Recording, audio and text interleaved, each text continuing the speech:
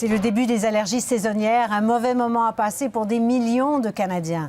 Depuis les années 80, tous les types d'allergies sont en hausse dans les pays occidentaux et une nouvelle étude canadienne appelée CHILD fait un lien entre l'exposition à la pollution automobile et le risque de développer des allergies à un très jeune âge, imaginez-vous, aussitôt qu'à l'âge d'1 an. Bonsoir Michel. Bonsoir Céline. C'est la première fois qu'une étude arrive à établir ce lien, mais donc on développerait des allergies si jeunes que ça? Absolument. On savait que la pollution automobile avait un impact sur l'exacerbation des symptômes, mais là, on voulait aller beaucoup plus loin. On voulait savoir à quel âge tout cela commençait. Alors, regardons un peu cette étude ensemble. Donc, l'étude de CHILD, c'est une étude canadienne, multicentre dans l'Ouest canadien, près de 2500 enfants. On a regardé 10 allergènes communs. Là, ça va des mythes aux coquerelles en passant par les allergies alimentaires et celles des animaux.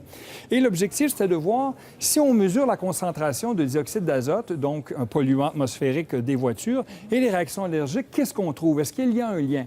Eh bien, la découverte, c'est que oui. Alors, plus les enfants sont exposés au dioxyde d'azote, plus la réaction allergique est forte. Mais il y a des effets protecteurs, Céline, et ça, c'est une bonne nouvelle. Si les enfants d'1 an ont des animaux de compagnie, vont à la garderie ou ont un frère ou une sœur, mangent beaucoup d'œufs, de noix et de lait, ça, c'est un effet protecteur. Pourquoi? Parce que là, soudainement, ils sont exposés et développent une immunité saine face à ça. Et il y a la question du garage séparé qu'on n'avait pas réfléchi. Si vous avez un garage à la maison, collé à la maison, vous entrez, vous ouvrez la porte, c'est certain que la pollution va entrer dans la maison. C'est intéressant parce qu'il y en a quand même beaucoup dans notre société.